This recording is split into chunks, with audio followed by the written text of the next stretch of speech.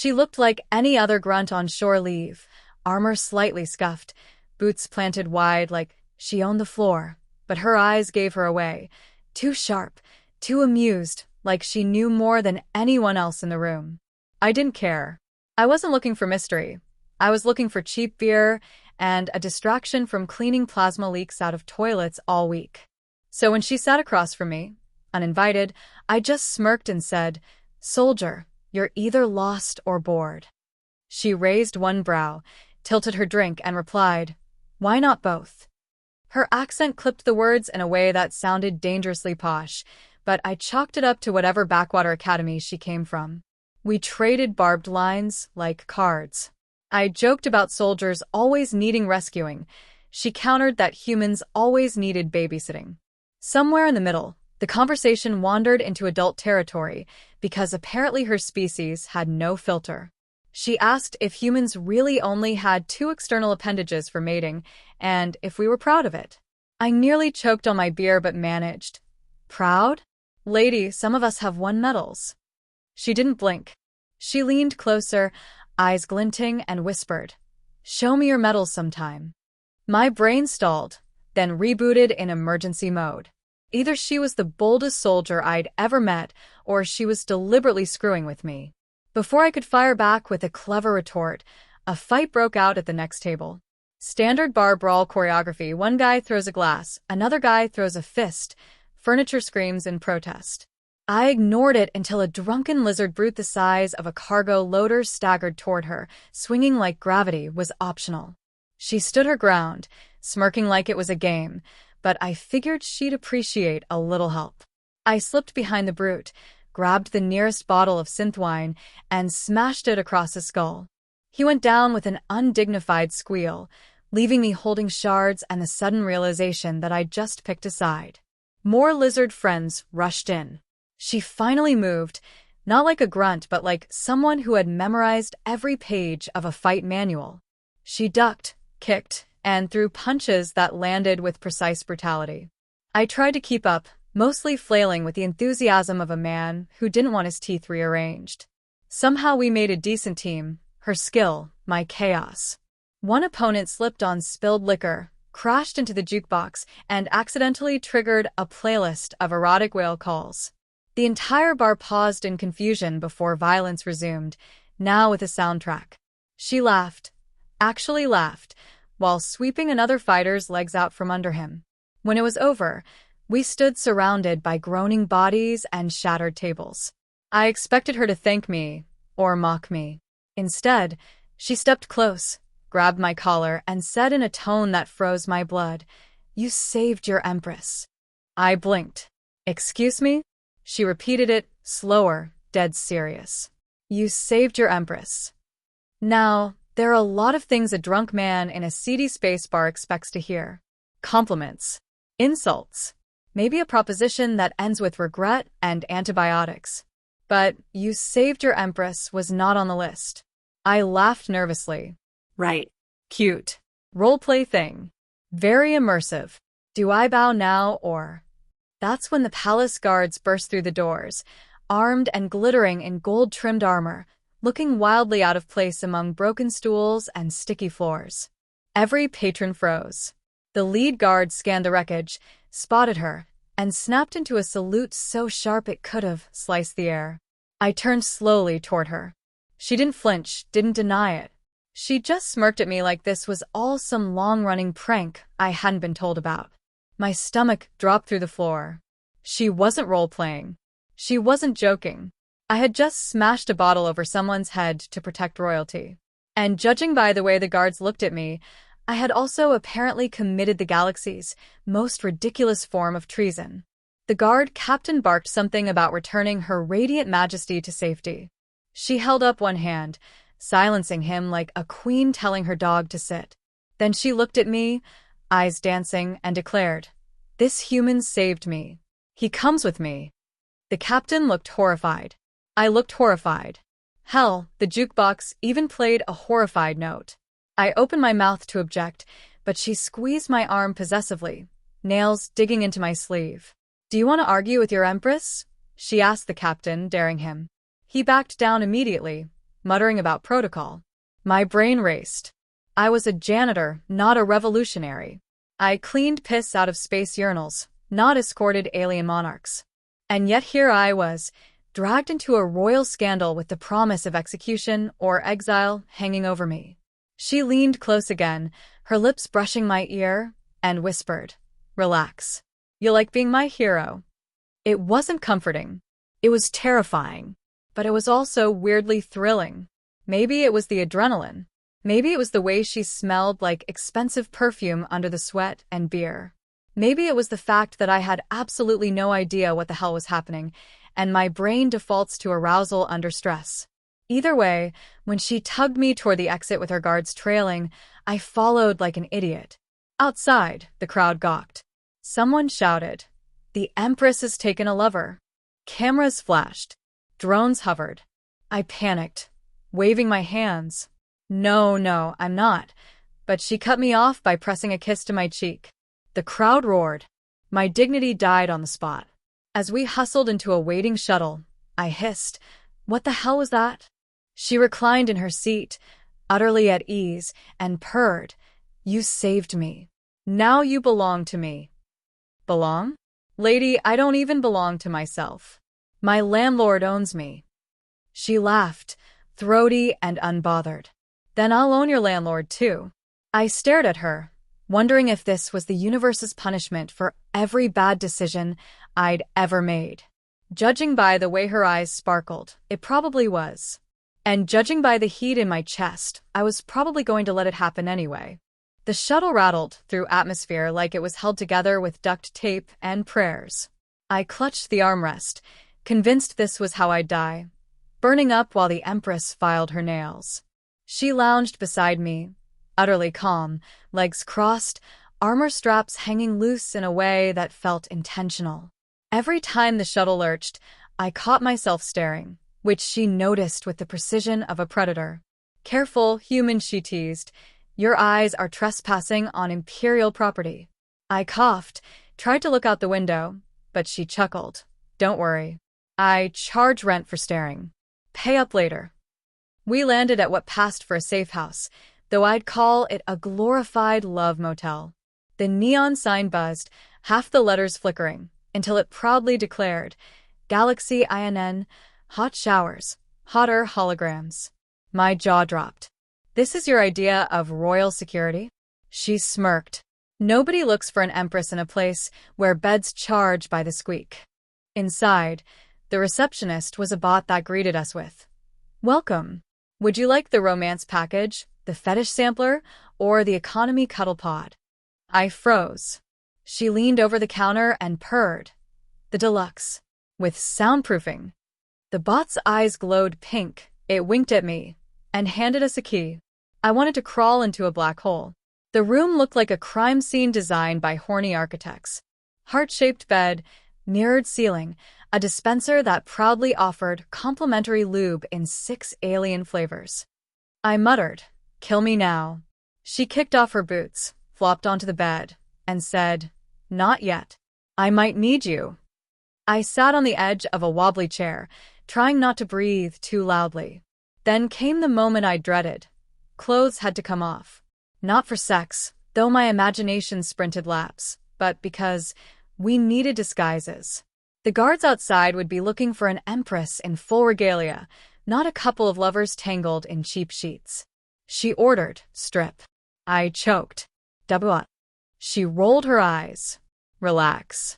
If we're caught, you'll be my concubine." Concubines don't wear uniforms. So I stripped down to boxers, cheeks on fire.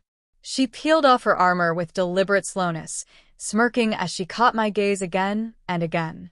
Her skin shimmered faintly, some alien bioluminescence that pulsed with her heartbeat.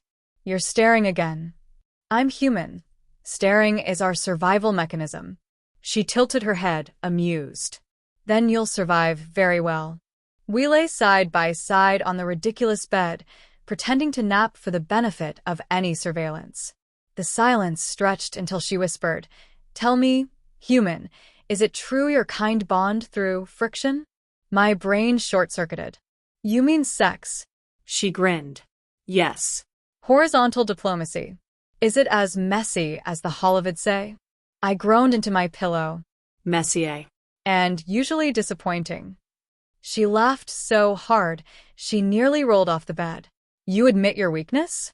That is charming. Before I could defend my species' honor, the door beeped, an attempted override. We froze. She grabbed my hand, yanked me against her, and hissed, "Act natural." Natural, apparently, meant her straddling me just as the door cracked open and 2 armored guards peeked inside. They saw exactly what she wanted them to, their Empress grinding on a sweaty human like it was date night at a brothel. The guards recoiled, muttered apologies, and fled, door slamming shut. I wheezed. You're insane. She climbed off me slowly, smug as a cat. Insane but effective. Admit it, you enjoyed your role. My face burned hotter than re-entry plasma. I nearly had a heart attack. She shrugged. You'll get used to it. Hours passed. We ate vending machine noodles, watched static-filled porn channels by accident, and argued about everything. She insisted humans were too sentimental about monogamy.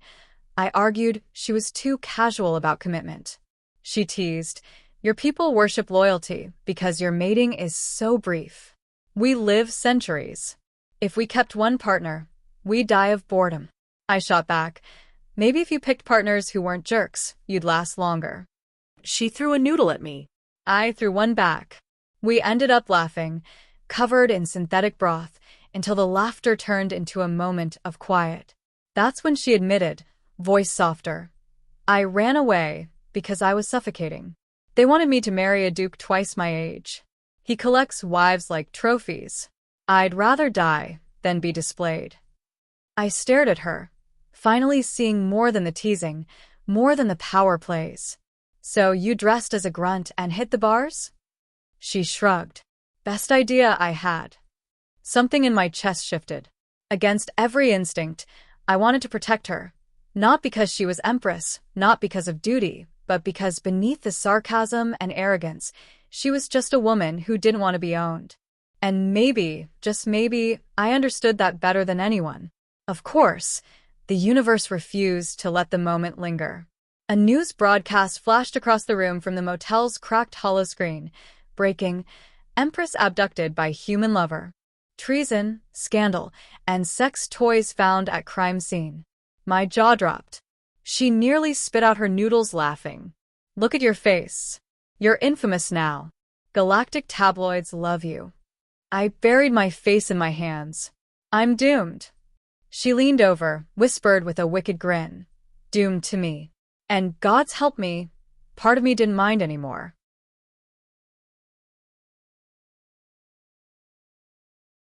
By the next morning, I had learned 2 things. Motel pillows were designed by sadists, and the Empress was not a quiet sleeper. She sprawled across the entire bed like it was her throne, mumbling alien phrases that translated roughly into, more grapes, peasant. I rolled off the mattress, half dead, and muttered, if this is treason, I want a refund. She stretched like a cat, glanced at me in my boxers, and said, for a criminal, you look very domesticated. I shot back. For an Empress, you snore like a malfunctioning engine. She smirked, unbothered. We had to move. The news feeds plastered our faces everywhere, branding me, the kidnapper Casanova. Every channel replayed the same grainy footage of her kissing my cheek, complete with dramatic music. One commentator actually called me a danger to interstellar chastity. She found it hilarious, while I contemplated faking my death. We ducked through back alleys, dodging drones and overeager fans. Somehow, scandal turned her into a celebrity icon.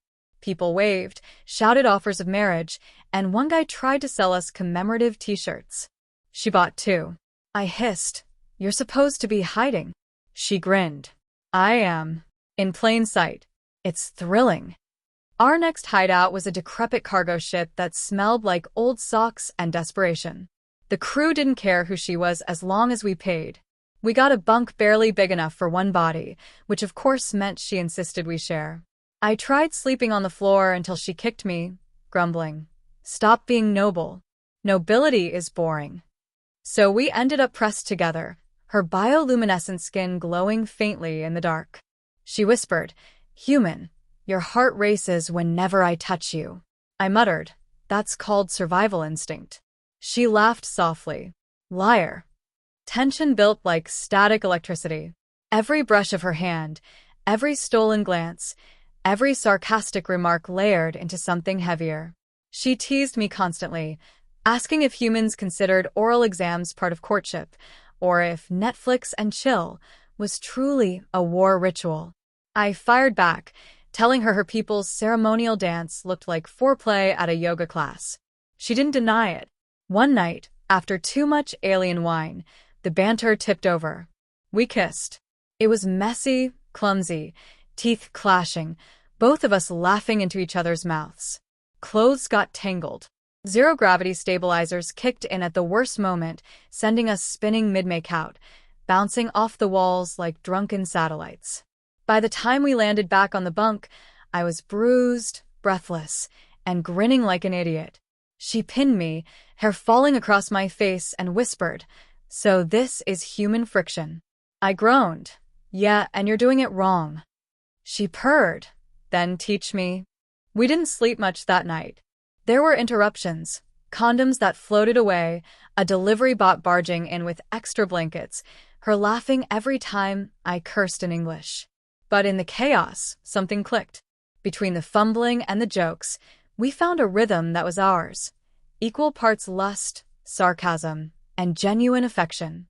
Of course, romance never comes quietly. The next day, she grew jealous of a passing glance I shared with a female crew member who offered me coffee. The Empress slammed the mug out of my hands, growling, "No one hydrates my human but me." I sputtered. "It was just caffeine." She crossed her arms. "Caffeine is intimacy." I laughed until she threw a spoon at me. We argued, made up, argued again, and by nightfall we were tangled together anyway, trading insults like foreplay. Somewhere between the fights and the laughter, she told me about her childhood, raised in endless ceremonies, every choice scripted, every friend pre-approved. I admitted my own failures, how I never lived up to anything grand, how I scrubbed toilets because it was the only job that didn't require ambition. She stared at me for a long moment, then said, "That's why I like you. You don't want my crown. You just want to survive." It was the closest thing to tenderness I'd ever heard from her. Then the alarms blared. Palace assassins had tracked us. We scrambled, half-dressed, as blaster fire rattled the hull. She grabbed a weapon with the casual grace of someone born for command. I grabbed the nearest frying pan, because it was all I had. She laughed mid-battle. "You're absurd." I swung the pan into an assassin's helmet. Absurd but effective. We fought side by side again, a storm of chaos and bad decisions. At one point, I slipped, grabbed her by the waist, and together we toppled onto a pile of unconscious bodies. She kissed me fiercely right there, teeth against mine, as though battle was foreplay. I barely registered the smoke and alarms, just her, alive and electric, kissing me like I wasn't a janitor, but something worth wanting. When the dust settled, we'd scared off the attackers, but the price was clear. The galaxy now believed the Empress and her human lover were rebels, traitors, and perverts leading a two-person revolution. The crew kicked us off at the next port, muttering about bad luck. She didn't care. She strutted down the ramp like scandal was her favorite dress, tugging me along by the hand. I muttered, "We're doomed." She smiled wickedly. Yes. Together. For the first time, the word didn't sound like a curse. By the time we reached the capital's outer rings, our faces were painted across every billboard.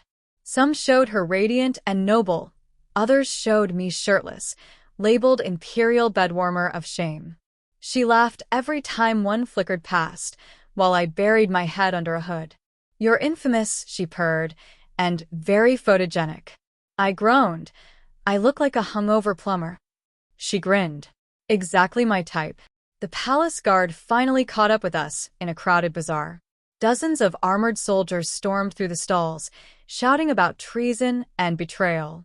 She dragged me by the hand, weaving through vendors selling sex toys disguised as fruit and fruit disguised as sex toys.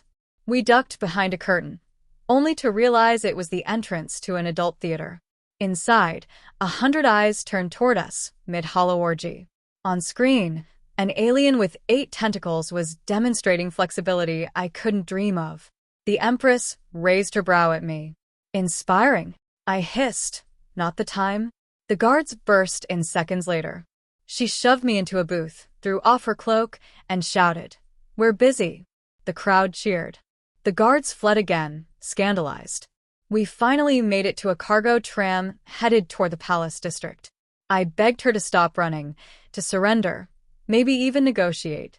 She shook her head, hair wild, eyes blazing. "If I go back, I'm a prisoner in jewels. If I keep running, I'm free with you." My throat tightened. "With me, you'll just get killed." She smiled. Then we die laughing. At the palace gates, everything came to a head. Dozens of guards surrounded us, weapons humming. The crowd gathered, hungry for spectacle. The captain bellowed, "Release the Empress, human." She stepped forward, yanked me beside her, and kissed me full on the mouth. Gasps rippled. Cameras flashed. When she pulled back, she announced, "He did not kidnap me. He saved me." And I choose him." The captain stammered, "That's not allowed." She tilted her head, wicked smile curling. "I'm the Empress. I decide what's allowed." The crowd erupted, half in cheers, half in scandalized shrieks. I muttered, "You're insane." She whispered, "Insanely yours." The standoff erupted into chaos. Guards lunged. We fought back, stumbling into slapstick violence. I grabbed a ceremonial lance from a statue, swung it wildly, and accidentally shattered a fountain, drenching half the courtyard in glitter-infused water. She leapt onto a table, kicked soldiers in their helmets, and screamed royal insults that sounded suspiciously like bedroom talk. The crowd howled. Some joined the fight, others filmed it for the galactic feeds. We dodged, fought, kissed between blows.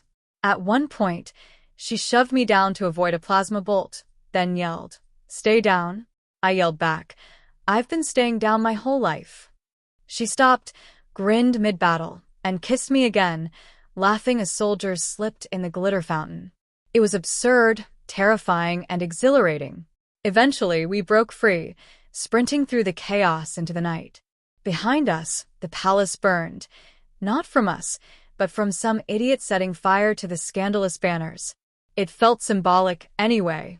We collapsed in an alley, panting, covered in bruises, glitter, and other fluids I didn't want to identify. I looked at her, exhausted. "What now?" She leaned against me, eyes bright even in the dark. "Now we run, not away from them, but toward whatever comes next." I shook my head. "You realize we're officially the galaxy's most wanted?" She kissed my jaw. "Or the galaxy's hottest couple." Perspective. News feeds later called it the Great Treason Kiss. Memes exploded. Me holding a frying pan like a hero's sword, her straddling me mid-fight. Captions like, "When your kink is political instability." Half the empire was outraged. The other half suddenly wanted to vote for her again. We found another ship, nameless, heading nowhere. She curled against me in the bunk, smug as ever, whispering, "They'll never forget us." I sighed. "That's the problem." She kissed my chest. "No." "That's the fun." Somewhere in the middle of fear, scandal, and exhaustion, I realized she was right. I hadn't just saved her. She'd saved me from boredom, from smallness, from a life that meant nothing. Now, even if the galaxy hunted us forever, at least I'd go down in history as the fool who fell for his Empress. And judging by the way she laughed in her sleep, I suspected she'd make sure my story was the dirtiest, funniest legend they'd ever tell.